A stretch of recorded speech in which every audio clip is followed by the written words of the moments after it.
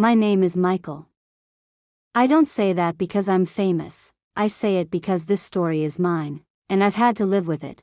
He stood up and pointed at me in front of everyone, then said 3 words I never expected from my father: I disown you. I walked off the stage shaking, and for years I replayed that exact moment in my head. For 7 years I pretended I was okay. Last month his number flashed on my phone. He was bankrupt, humiliated, and he was begging me to help. What I did next surprised everyone. If you've ever been publicly shamed by someone who was supposed to be your anchor, you already know the strange weight that follows you afterward. That's where this begins, not with my success. Not with the headlines, but with a kid working 2, sometimes 3 jobs, trying to hold everything together. I grew up in a modest home in a suburb you might recognize, the kind with Friday night high school lights, a convenience store on the corner, and a single mom who learned how to make dollars stretch. My dad worked sometimes, other times he didn't. He taught me how to tie a tie, how to fix a busted chain on my bike, how to be competitive on the field, and he could be my hero one day and my storm the next. School for me was survival and ambition rolled into one. By day I was a student. By night I stocked shelves, washed dishes, delivered food, whatever came up. I remember summers where my tuition was only possible because I took on 3 part-time shifts and still showed up for practice. That's important because my identity wasn't just grades, it was also the game. I played soccer, real, club soccer, and I loved it. On the weekends I'd be on the pitch while other kids were at parties. I wanted 2 things: to graduate and to play at a level that would make my family proud. The graduation I imagined in my head was clean and simple: my mother in the front row with roses, my name called, my father standing to clap. I had worked so hard, study groups, late night. A job at the deli, a weekend tutoring gig. I wasn't valedictorian. I wasn't even at the top of my class. I graduated with an honor, but not the highest, and honestly, I was okay with that. I'd paid my way. I'd earned it. The day itself felt like any other graduation. The sun was bright, the stadium smelled like canopies and cheap burgers from vendors, family members waved, and the announcer called name after name. I remember the feeling in my chest as my name approached: nervous, proud, relieved. I adjusted my cap, walked toward the stage. And then everything changed. Before I stepped on that stage, my father stood up. At first I thought he was just waving, a little embarrassed and proud. Then he yelled. He stood, pointed, and did something that stopped the whole ceremony cold. He told the crowd I had brought shame to the family. He said words that felt like cold water, that he disowned me. Those 3 words, I disown you, landed in the stadium like a blow. For a second the world went quiet. People stared. Some laughed awkwardly, not because they were cruel, but because they didn't know how to react. My mom didn't move. She sat there with a hand to her mouth, like she was trying to swallow the sound of it. I kept walking because you do what the ceremony asks, you keep the rhythm. But inside, I felt small, embarrassed in a way that no grade, no debt, no paycheck ever prepared me for. The next hours and days were worse. Family group chats lit up, everyone had an opinion. Folks I'd seen every week at church suddenly had sides.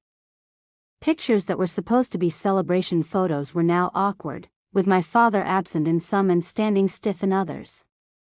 At the reception he left early. He wouldn't look me in the eye. He avoided the conversations where my name came up. And then the calls stopped. The invites stopped. The people who once asked me about my job now pretended I didn't exist. That silence is a strange kind of punishment. It's not loud or obvious like insults, it's slow, corrosive. I remember lying awake, replaying the stadium, wondering, was I that bad? Did I really bring shame the way he said? Those questions gnaw at you. They make you doubt your worth in ways nothing else does. I could have given up. I could have let that moment define me. But I had a field and a ball and a stubbornness that was hard to kill. I decided to build, not beg. The rebuild wasn't cinematic. There were no montage miracles. It was work, slow, humiliating, honest work. I took freelance coaching gigs with youth teams for nothing or for pocket change. I picked up shifts at the local hardware store. I worked nights as a security guard so I could still train during the day. I applied for certifications, took online courses, and networked with anyone who would let me buy them a coffee and ask questions. Some days I felt invisible, some days I felt like I was creeping forward. I also poured myself into soccer. My coach from high school kept calling me, not because I was an old star but because he saw something in my work ethic. I volunteered with clubs, ran clinics, and learned everything I could about tactics, conditioning, and player psychology. I read coaching books the way other people read novels. I took coaching licenses seriously. The world of coaching is different from the glamour you see on TV.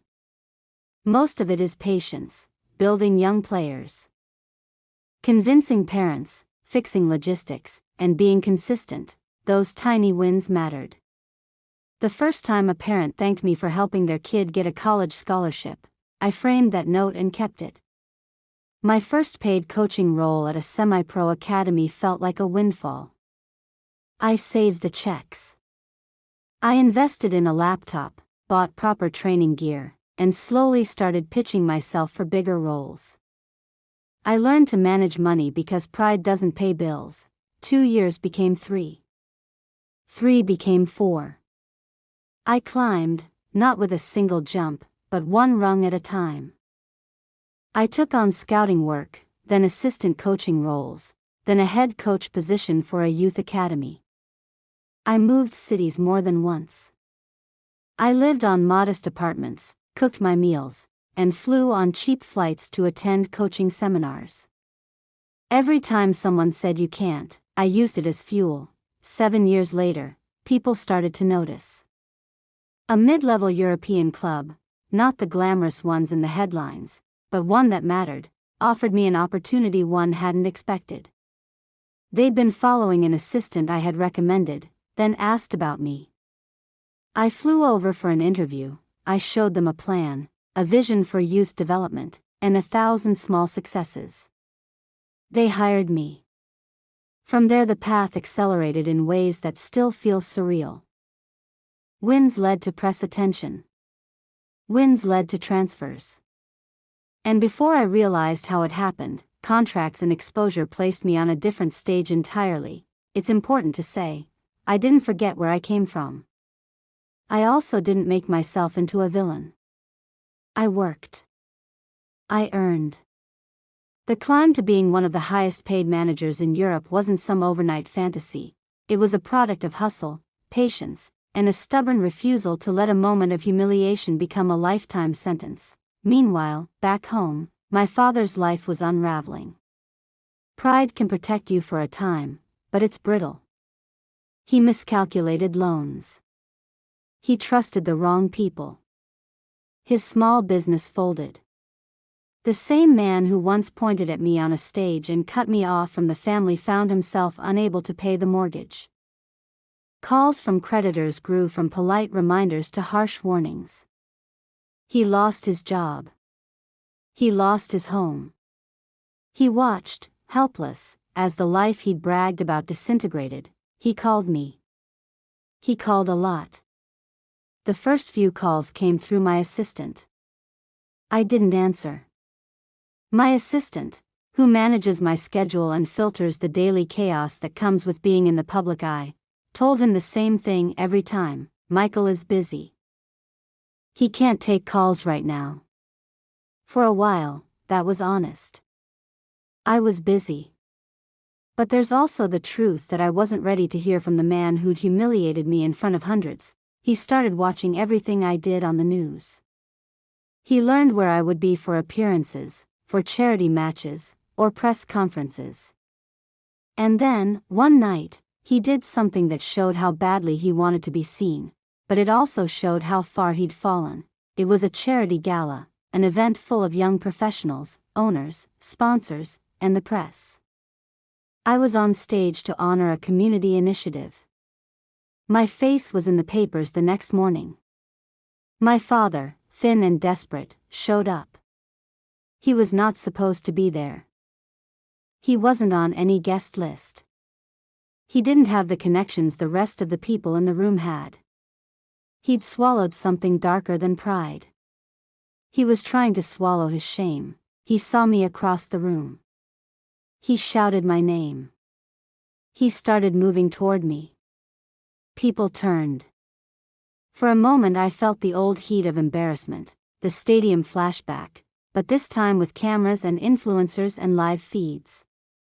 Then he did the unthinkable. He knelt down on the expensive carpet, in front of everyone, attendees, photographers, and a few live streamers, and he begged me to forgive him. He apologized publicly, eyes wet, voice trembling. When you've been humiliated once, you learn how to listen for the tone of someone's apology. This was raw and immediate. It had the stink of desperation beneath it, of a man who'd lost everything and now thought the only currency left was my name and my money. My heart, at first, wanted the justice of walking away. The crowd gasped. The photographers clicked like rain. Reporters pointed microphones. The clip hit timelines before the champagne cooled. I walked over without running. I didn't take a dramatic facepalm or storm off. I looked at him carefully. I had rehearsed the image in my head, the viral clip, the soundbite. I had also rehearsed the other possibility, to give in to anger, act cold and cruel, and let the cameras love it. Instead, I said what I thought was honest. You're only apologizing because you're bankrupt and you need my help, I said, steady. The room went quieter. He looked up at me, shame and hope mixed together like two bad drinks. That's not the kind of apology I value. If you want forgiveness, you'll have to do more than kneel. Then I walked away. That clip exploded. People who'd only seen my smiling face on billboards now learned. In seconds, the version of my life I'd kept quiet, the nights of part-time work, the public disowning at graduation, the years of sleeping in cheap rentals while I scouted talent. News outlets framed it as a cold dismissal, others saw it as a measured response. Social media was a storm. Some praised me for standing up to a father who humiliated me. Others accused me of cruelty. The narrative spun, and for the first time in a long while, my private history was public. A few days later, the calls started again. This time the tone had shifted. The man who once picked my life apart in front of relatives was on his knees, not for spite, but for survival. He had nowhere else to go. He'd burned his bridges. He had watched the news clips of me and read the headlines.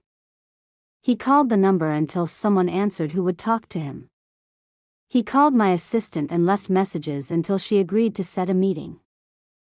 When we met, I didn't want a spectacle. I didn't want him to make a show. I wanted accountability. I wanted to make sure that if I helped, I wasn't enabling the same patterns that led to the pain in the first place. I'm not a man who hates his father. I'm not a man who delights in power. I'm a man who had to protect himself because the man who was supposed to protect me had exposed me, so I made him an offer. It wasn't a showy offer. It wasn't some moral vendetta dressed up as generosity. It was a job, real work, real accountability, and real payment. I told him I would help him get back on his feet, but he would have to earn every dollar I gave him. He would have to work for me.